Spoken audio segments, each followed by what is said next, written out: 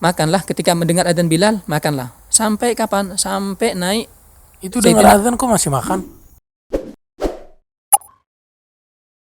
Ahlan bikum di balik podcast. Seperti biasa kita masih ngobrol dari Kota Tarim dan kita masih ngebahas seputar fadilah dan juga keutamaan puasa bulan suci Ramadan. Sekarang kita bakal ngebahas tentang masalah yang berkaitan dengan imsak. Apa itu imsak, waktu imsak, semuanya yang berkaitan tentang imsak.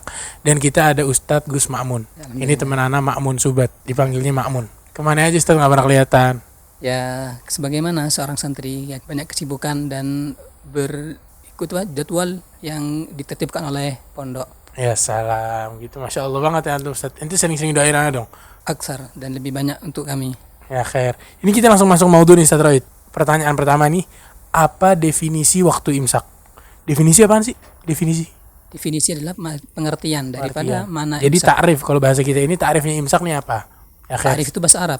Ta'rif Definisi bahasa itu bahasa Indo. Ya udah. Apa definisinya waktu imsak? Definisi daripada imsak. Imsak sendiri adalah berasal dari kata bahasa Arab yang arti secara etimologinya Amsaka yumsiku. adalah menahan diri. Jadi bertepatan sekali dengan definisi atau ibadah puasa yang mana semua daripada komponen daripada ibadah puasa adalah berisi daripada menahan daripada sesuatu yang membatalkan puasa.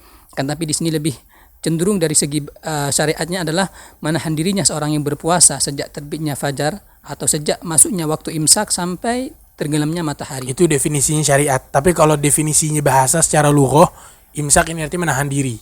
Gitu. Ya. Terus Ustaz, imsak ini apa hubungannya ibadah sama makan? Makan pada dasarnya adalah suatu yang mubah, suatu yang boleh, tidak ada unsur ibadah di dalamnya.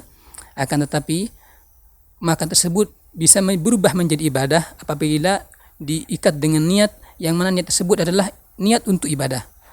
Akan tetapi juga dalam puasa makan menjadi ibadah tersendiri, yaitu karena apa diperintahkan oleh Allah Subhanahu wa taala seperti makan sahur. Melalui lisan Nabi Muhammad SAW seperti beliau bersabda, "Fatasaharu fa inna fi sahuri barakah." Sahurnya ada berkahnya. Terdapat keberkahan dalam sahur. Dan ini juga makna daripada rahmat Allah Subhanahu wa taala kepada hambanya, sebagaimana Allah memerintahkan untuk ibadah, akan tapi di sana dikasih juga sebagaimana kebiasaan manusia butuh kepada sesuatu yang makan, akan tapi itu adalah bentuk daripada rahmat dari Allah Subhanahu wa taala. Jadi itu dia kayak kebutuhan. Tapi kama qala Syekh Zubat, lakin idza nawa bi aklihil gua li taatillahi lahu ma qad nawa. Karena apa? Dimakan juga. Itu artinya apa Ustaz? Lakin idza nawa. Akan tetapi apabila makan tersebut diniatkan untuk ibadah, maka sebagaimana niat tersebut juga sesuatu yang mubah menjadi ibadah juga. Dan pada makan terdapat energi yang menjadi penguat atau pembantu dari dalam untuk orang menunaikan sebuah ibadah. Gitu. Jadi itu dia ngasih energi biar kita ibadah semangat. Terus makanan yang sehatnya apa? Biar semangat ibadah. Intinya makanan tersebut adalah halal. Akan tapi untuk orang yang berpuasa sendiri adalah, contoh saja dalam permasalahan sahur, anjuran Nabi Muhammad SAW adalah untuk ketika bersahur dengan korma, buah korma. Gitu. Terus apakah ada di Quran ayat-ayat yang berkaitan dengan imsak, menentukan imsak itu secara ijmal, secara keseluruhan atau secara khusus? Adapun dalil atau referensi tentang imsak daripada Al-Quran atau firman Allah Subhanahu wa taala. Referensi adalah dalil atau hujjah. Oh, referensi. Untuk imsak sendiri adalah firman Allah Subhanahu wa taala dalam surah Al-Baqarah ayat 187 di tengah ayat, yaitu wa kulu washrabu hatta yatabayyana lakumul khaytul abyadu minal khaytil aswadi minal fajr thumma atimmu siyama ilal lail. Apa ayatnya? Wa kulu washrabu hatta yatabayyana lakumul khaytul abyadu minal khaytil aswadi minal fajr thumma atimmu siyama ilal lail, dan sampai akhir ayat. Akan tapi ini adalah lafaz atau kalimat-kalimat yang menuju atau yang mengindikasikan makna daripada imsak sendiri. Jadi itu ada hubungannya sama sahur juga. Ya, sahur adalah di sini imsak adalah kapan seorang tersebut berakhir makannya. Jadi imsak ini kita kan boleh makan tuh dari habis azan sampai imsak. Imsak tuh maksudnya udah kita nggak usah makan lagi. Sudah berhenti dari bukan hanya saja makan, akan tapi semua yang membatalkan puasa. Makan, minum semuanya. Semua yang berhubungan daripada suatu yang membatalkan puasa apa aja Zat? Dari secara global adalah semua yang masuk kepada perut atau otak atau dimag itu melalui lubang yang tembus. Itu adalah perkara-perkara yang membatalkan puasa. Kalau ini pakai apa namanya? Jarum tusuk. Batal apa enggak? Adapun jarum suntik itu ulama berbeda pendapat. Ada 3 pendapat tentang masalah jarum suntik tersebut. Ada yang bilang membatalkan, pendapat yang pertama. Ada yang pendapat kedua tidak membatalkan secara mutlak. Yang kedua atau yang ketiga adalah dirinci apabila jarum tersebut masuknya melalui urat nadi yang tembus kepada perut. Itu kata sebagian ulama itu membatalkan. Apabila tidak melalui urat nadi atau urat tembus tersebut maka tidak batal puasanya. Itu tapi ini kan cuma suntik biasa, cuma jarum doang. Tapi kalau suntik gizi batal akid bil ittifaq. Terlepas daripada itu gizi, mengandung gizi atau tidaknya, sekarang bukan permasalahan gizinya, akan tapi masuknya suatu benda lain kepada perut itu.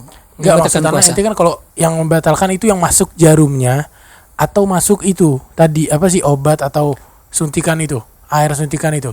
Semua yang benda yang daripada dari luar masuk kepada perut, akan tapi melalui tidak melalui lubang yang tembus tersebut, seperti apa, atau yang tembus seperti hidung, mulut, atau lubang yang lainnya, mata atau telinga, itu yang ulama mutlak semuanya membatalkan. Akan tetapi permasalahan jarum tersebut dikarenakan ulama berbeda pendapat. Kenapa? Sudut pandang mereka yang berbeda. Ada yang melihat dari segi sampainya kepada perut sehingga membatalkan. Akan tapi sebagian ulama melihat jalan daripada sesuatu tersebut yang masuk. Kenapa? Bukan lubang yang tembus. Ajib. Jadi yang jadi masalah nih lubang yang nggak tembus, itu ada khilafnya. Kalau yang tembus itu semuanya pasti batal. Ajib. Terus apa bedanya waktu imsak sama waktu fajar? Pada dasar daripada waktu fajar sama imsak tidak ada perbedaan yang signifikan. Kenapa? Masuknya salat fajar atau salat subuh adalah terbitnya fajar, begitu juga waktu imsak adalah terbitnya fajar. Akan tetapi berhubung waktu imsak waktu terbit fajar. Ya. Pada dasarnya itu selesai imsak. Masuk imsak. Kapan seorang yang berpuasa diwajibkan? Jadi imsaknya ada yang wajib, ada yang sunnah. Tidak. Akan tapi di kapan seorang tersebut, orang yang berpuasa, diwajibkan untuk menahan diri daripada sesuatu yang membatalkan puasa? Itu wajib. Terbitnya fajar. Iya, itu imsak wajib, maksudnya puasa. Berhubung puasa tersebut atau ibadah yang lainnya berdasarkan atas kehati-hatian, maka untuk imsak sendiri atau untuk puasa tersebut ada jeda sana, waktu yang mana, karena apa? Fajar adalah suatu yang abstrak.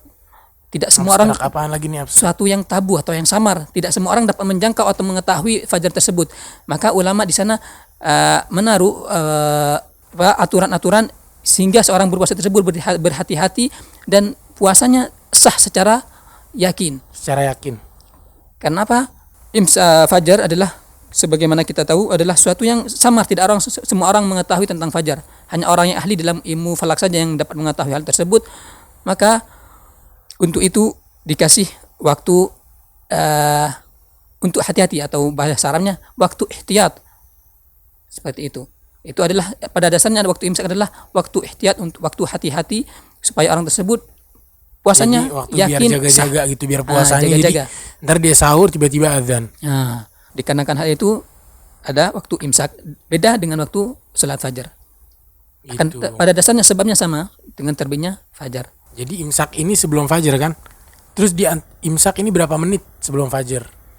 Untuk durasi antara imsak dengan salat fajar, ulama memberikan durasi waktu sekitar 15 menit sampai 20 menit. Dan itu pun berdasarkan daripada hadis Nabi Muhammad SAW yang diriwayatkan oleh Sayyidina Anas bin Malik dari Zaid bin Thabit.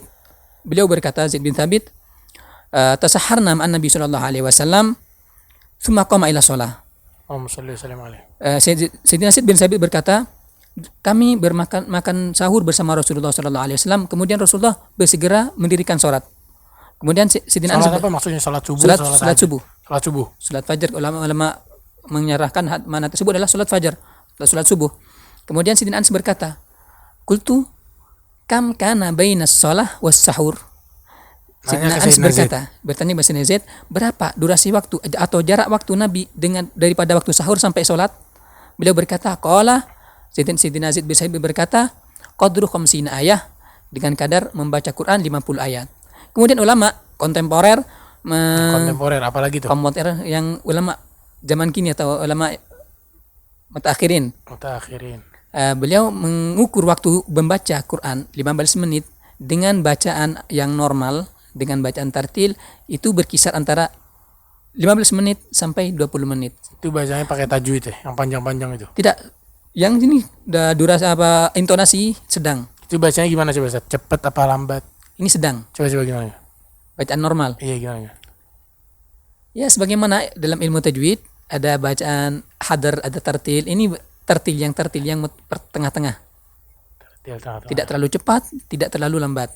Maka dari situ diambil waktu daripada waktu imsak oleh ulama, dan ini sudah ketetapan daripada ulama yang mutaakhirin, bahkan daripada ulama klasik terdahulu. Terus imsak ini apa namanya? Di hadis ada atau enggak sih yang bahas imsak? Ini sebagaimana hadis ini adalah menunjukkan waktu imsak kapan. Yang itu hadis yang tadi. Hadis tadi ini adalah hadis atau dalil daripada hadis tentang kapan seorang berpuasa memulai imsak. Berdasarkan pekerjaan Nabi adalah Nabi dari sini imsaknya. Ada beberapa hadis yang lain yang menunjukkan imsak. Di antaranya adalah hadis Sayyidina Aisyah. Nabi berkata yang mana adanya adalah makanlah ketika mendengar adzan Bilal, makanlah. Sampai kapan? Sampai naik. Itu dengar adzan kok masih makan? Berarti adzan yang pertama, berarti ada dua adzan. Karena Sayyidina Bilal adzan pertama, Sayyidina Abdullah bin Maktum ini adalah waktu adzan yang waktu fajar. Sayyidina Bilal adalah untuk membangunkan manusia. Orang-orang pada tahajud. Sebenarnya bertahajud atau ketika berpuasa sebenarnya bersahur yang mau berpuasa. Itu kayak di sini kan adzannya di dua. Iya. Ente juga adzan kan kadang-kadang? Terkadang. Kalau nggak ada basbak. Cadangan saja. Cadangan. Itu terus apa? Adzan kedua berarti udah ada dari zaman Nabi ya? Oh ini sudah sunnah Nabi. Di Indonesia ada gak gitu? Adzan pertama, kedua. Di beberapa tempat ada. Di Madura ada? Di Madura, tapi bukan adzan, namanya tarhim saja, tambah adzan. Nggak ada adzannya? Nggak ada adzannya. Ya mungkin karena masih orang awam, takut nanti jadi serupa mana adzan fajar dan mana waktu adzan untuk bangun malam. Seperti itu. Anjir. Gimana sih maksudnya azannya 2 kali? Terus kita kan di Indonesia sekali. Coba ceritain itu gimana maksudnya? Ceritain dari mana asal usulnya? Di zaman Nabi kok bisa azannya tiba-tiba 2 kali? Pada dasarnya adzan yang datang daripada syariat adalah untuk memberi isyarat tentang masuknya waktu sholat. Akan tetapi adalah daripada tradisi Nabi adalah bangun malam, dan begitu juga para sahabat yang hidup di zaman Nabi, mereka semuanya mengikuti perilaku Nabi, dan terkadang daripada mereka larut dalam ibadahnya sehingga mereka tidak terasa atau mereka butuh pengingat sehingga bahwa ada waktu sahur, atau daripada mereka mungkin kecapean daripada ibadah sehingga larut dalam tidur, butuh orang yang mengingatkan untuk membangunkan. Maka sholat adzan pertama tersebut sebagaimana daripada riwayat hadis itu datangnya adalah sumbernya adalah untuk mengingatkan orang-orang yang mereka ibadah di masjid Nabi untuk pulang untuk menyantap makan sahurnya. Jadi itu orang dulu nih dari Isya itu mereka di masjid sampai waktunya sahur, sampai azan pertama tuh, terus baru pulang sahur, dan setelah sahur langsung bersegera kembali lagi untuk ke masjid melaksanakan sholat subuh bersama Nabi. Masya Allah ya, kalau kita kan azan malah baru pengen bangun, baru pengen ke masjid. Ini azan pulang. Jadi azan tuh biar pada pulang untuk menyantap makan sahurnya. Karena mereka yang larut pada ibadah, mereka sudah tidak sadar waktu sahur. Maka diingatkan dengan azan.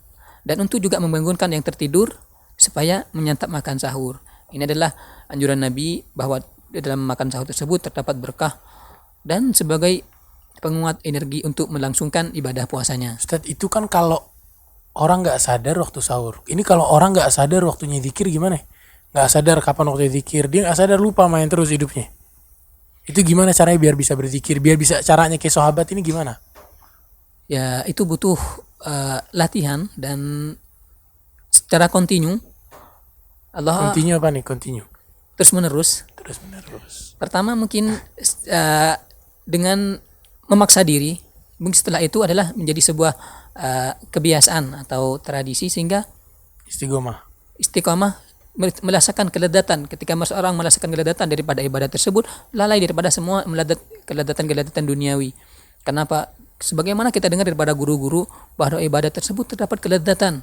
Makanya mereka minta ketika doa, adikni ladat dzikir semuanya. Jadi Dan itu ya Rob, saya minta ngerasain lezatnya zikir, lezatnya ini, kelezatan semuanya gitu. ladat ini ladat maknawi, yang mana kata ulama ketika seorang meletakkan ledat daripada ibadah tersebut, lupa, lalai daripada semua keledatan dunia, lupa yang makan yang enak, makan minuman enak, semuanya lupa. Kenapa? Kenapa? Kenikmatan ruh tersebut, nikmat yang dirasakan oleh ruh tersebut lebih besar dan lebih